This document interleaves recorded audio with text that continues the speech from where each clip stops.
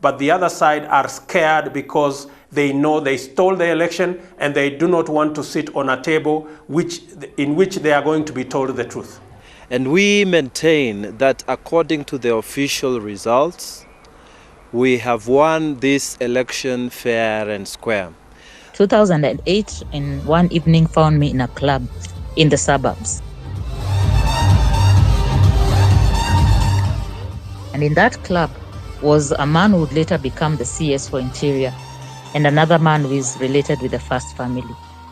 And the dispute of the elections of 2007 was on its onset.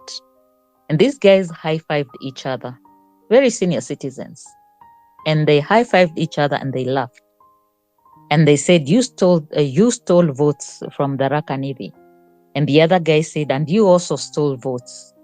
And they laughed. And as they were laughing, people had started killing each other in Naivasha. 2 days after that, I was in another establishment. And a man who would be associated with a militia group that I will not name was busy making phone calls. And he was mobilizing the militia that would kill a lot of innocent people in the Rift Valley. And from that moment, I knew I will never trust any politician.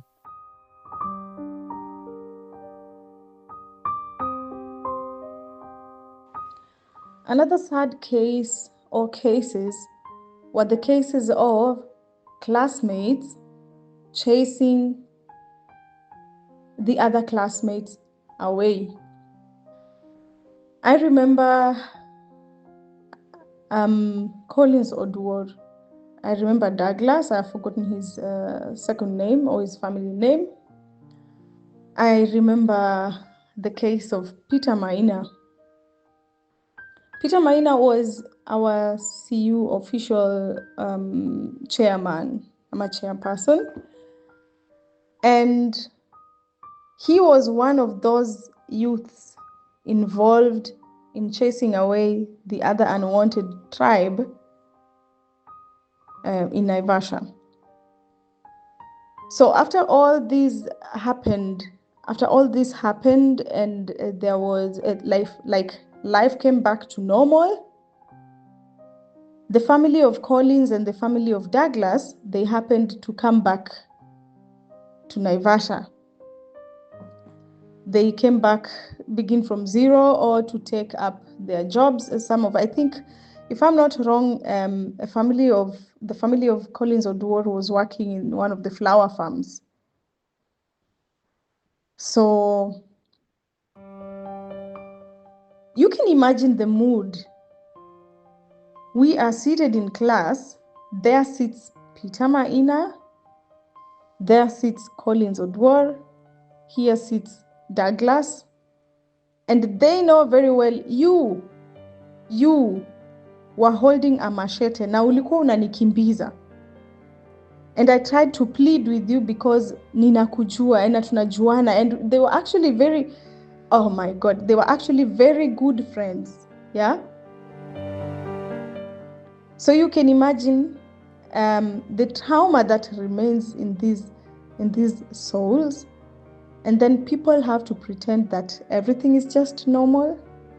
Go ahead with learning. Just like we are used to be told, forgive and forget. But nobody helps you to work on the trauma that you're left behind with. The kind of lifestyle they were living before. A lot of people I know from Naivasha who later after came back, ama wenye waliamua ku move to other towns, cities, to the villages na nini, so many of them have never ever recovered back the kind of lifestyle they had back then. Ama some of them have never recovered back the pieces of land they had bought back then, you know.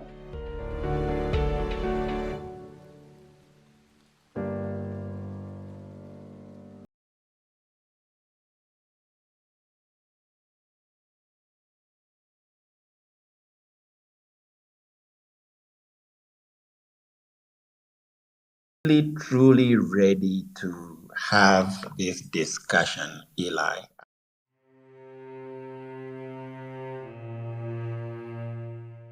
keep contending that I wonder, because we manage to have very selective memory.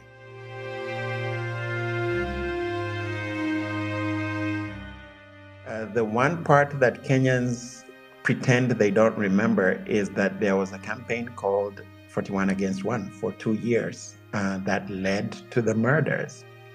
It was the campaign slogan of Raila Odinga. It was no different than the cockroaches of Rwanda by the Hutu, referring to the Tutsi as cockroaches. That led to the dehumanization of that population that allowed for the massacre to happen. The 41 Against 1 and the resentment that was boiled up around that is exactly what led to the murders.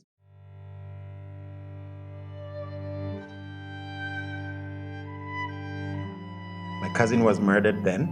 He was shot with arrows and found in a ditch in a river. So it's really, really very emotional for me. And his children are now Gen Zs. They were young kids then. They do not have their father. All 5+ of them, they do not have their father. They are angry. They are traumatized. They know how their father passed. He did not look like himself when he was brought to us. Not only my cousin, of course, I have many relatives who, and of course, there were many Kenyans who lost their lives. So we sort of touch on 2007, but we don't really go into the details. We don't really go into the fact that to this day, the very least tens of thousands of Kenyans that are still IDPs in this country that we are in, that we live in, that we love and call Kenya. We don't talk about those people.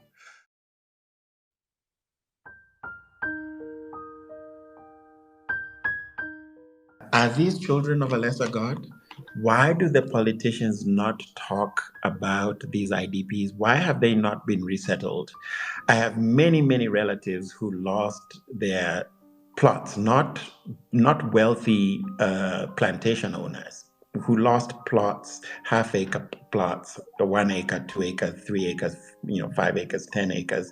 We lost our farms, but that's that's just the tip of the iceberg. Of course, the deaths were the absolute worst aspect of it. Even the deaths, even the people who lost loved ones, there's been no justice, and it doesn't appear that any has been sought, other than what the ICC tried to do. And even that ICC case was extremely, extremely flawed, because the architect of 41 Against 1 was never tried, has never been tried, and Kenyans follow him as if he's some kind of a saint. And it's only now, during this movement, where I'm actually seeing people daring to recognize, or to allow themselves to remember, that he was part of it. And now I actually saw, amazingly, headlines talking about him dancing on the graves of Kenyans. He's been dancing on the graves of Kenyans for decades.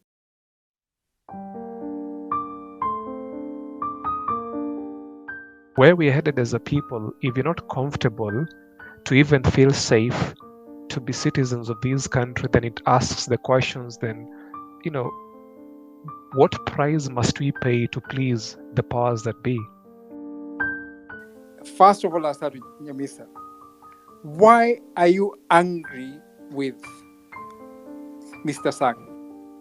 My beef with this guy was the fact that after all those things that we went through, after we went through that trial, after all those witnesses died, he's living well. This is the same guy who was asking for people to contribute for him because he could not even afford a lawyer.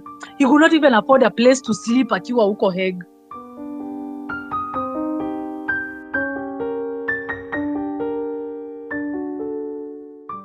Right now he sits at State House and he gets to threaten us. Ain't no way. I don't know. Something in me just clicked.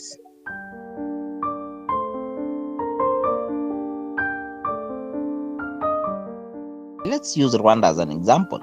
We went through a very, very painful genocide where people were being killed because of race. They went through the process, and today they actually have people who are serving jail terms and people who are actually picked from their homes and told, you are going to prison because you did A, B, C, D. That never happened in Kenya.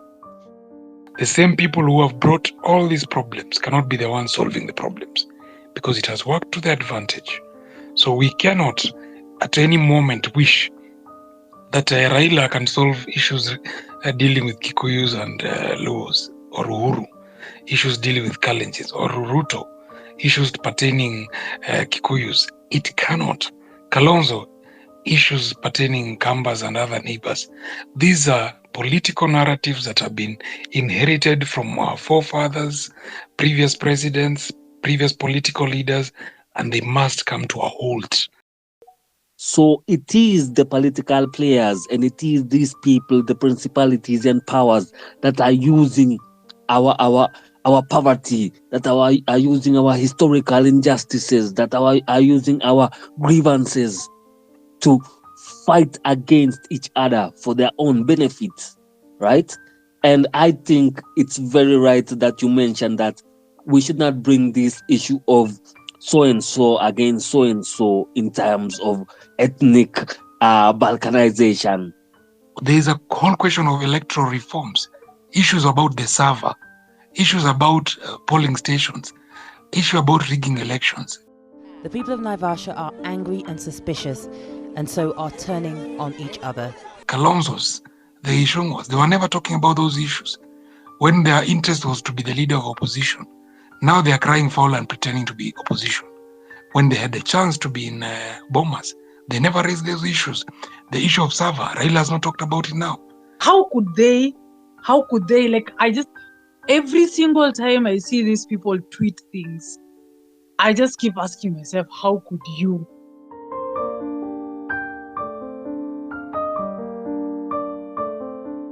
I think it's going to take ages before we get where we want to be, but it will have to start with Kenyans themselves.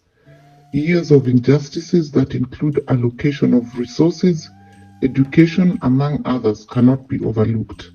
Land is also a big problem where the mighty, including the first family, among others, have managed to allocate to themselves, leaving many societies homeless.